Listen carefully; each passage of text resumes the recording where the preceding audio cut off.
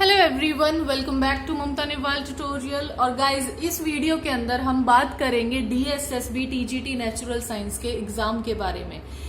जो डीएसएसबी है उन्होंने अपनी वैकेंसी रिलीज कर रखी है अभी, तो आप प्लीज डीएसएसबी की साइट पे सबसे पहले जाएं और वहां पे अपने आप को रजिस्टर कराएं, यानी अपना जो फॉर्म है वो पहले फिल कर लें। ठीक है, उन्होंने अभी वैकेंसी निकाली हुई है, मेल फीमेल दोनों की अलग अलग वैकेंसीज हैं और काफी अमाउंट में वैकेंसीज अब की बार निकली हैं। तो गाइस, सबसे पहला काम आप ये करें कि पहला अपना एप्लीकेशन फॉर्म फिल कर लें। ठीक है, उसको फिल करने के लिए आपको कुछ चीजें समझने की जरूरत है, जो कि मैं इस वीडियो के अंदर आपको समझा दूंगी कि क्या क्या चीजें आपको चाहिए। जैसे कि सबसे पहले आपको पता होना चाहिए एलिजिबल कौन कौन है उस फॉर्म को फिल करने के लिए, यानी डीएसएसबी टीजीटी नेचुरल साइंस के अंदर कौन से ऐसे बच्चे हैं जो कि अप्लाई कर सकते हैं। ठीक है, एलिजिबिलिटी के अंदर सबसे पहले आप लोगों के पास एक बैचलर डिग्री होनी चाहिए। ठीक है, बैचलर्स डिग्री कितने परसेंट होने चाहिए इसके अंदर? 45% होने चाहिए, जो कि एग्रीगेट हो।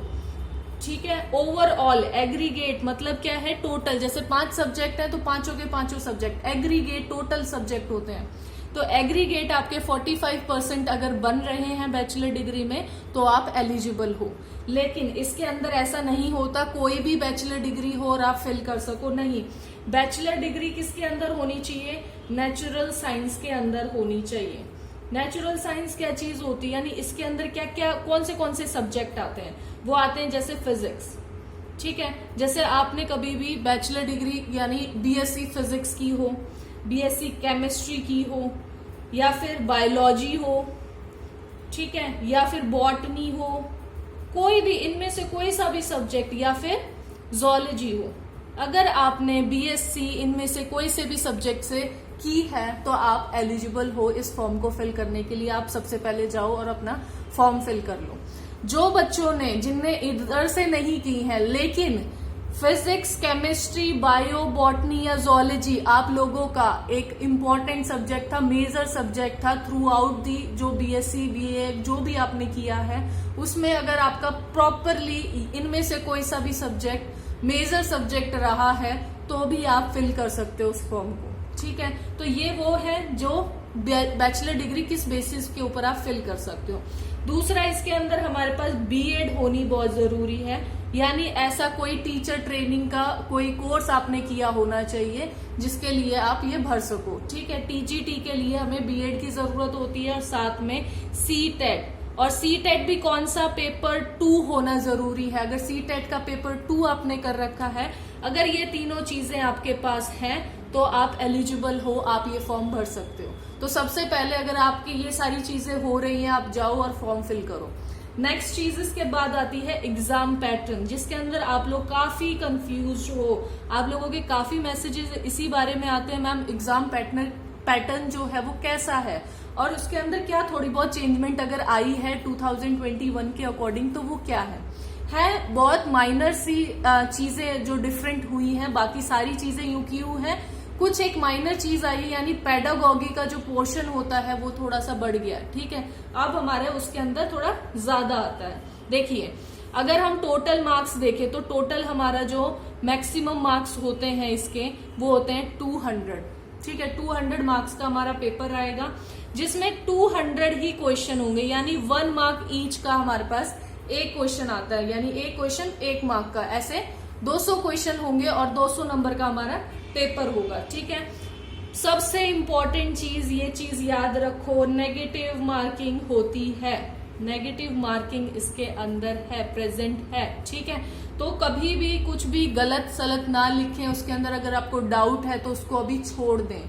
ठीक है, ये ना हो कि आप सारे के सारे अटेम्प्ट करते चले जाएं। जैसे कई एग्जाम्स ऐसे होते हैं जिनके अंदर नेगेटिव मार्किंग नहीं होती, आप सारे फिल कर सकते हो, लेकिन जिसमें नेगेटिव मार्किंग हो वहां पे कुछ प्रॉब्लम्स आ जाती हैं। वहां पे आप लोगों को ये चीज रहेगी कि थोड़ा सोच के चलें, क्योंकि नेगेटिव मार्किंग से आपके नंबर कट सकते हैं। और नेगेटिव मार्किंग कितनी होती है? 0.25। ठीक है, इतना हमारा नेगेटिव मार्किंग चलेगी इसके अंदर।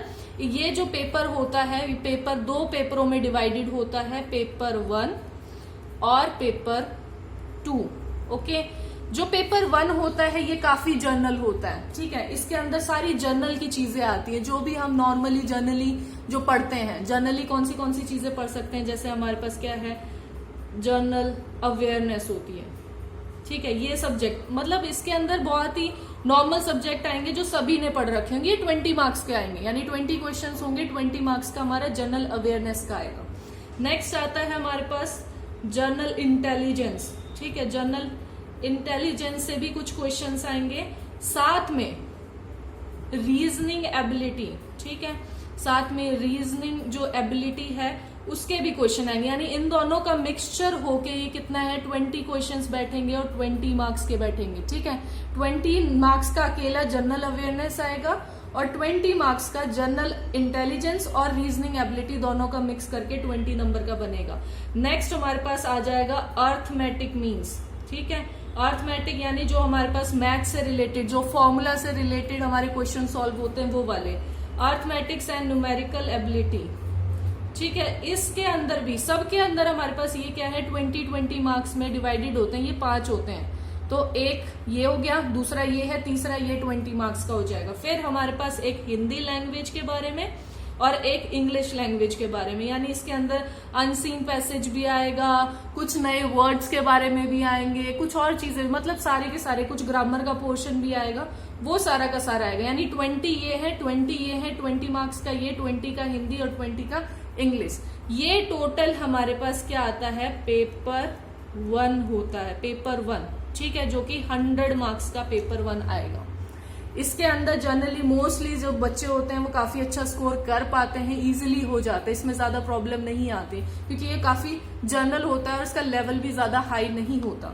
मेन जो इम्पोर्टेंट चीज होती है जो आप लोगों को याद रखनी है, यानी जिसके ऊपर आप लोगों को ज्यादा फोकस करने की जरूरत है, वो है पेपर 2, ठीक है।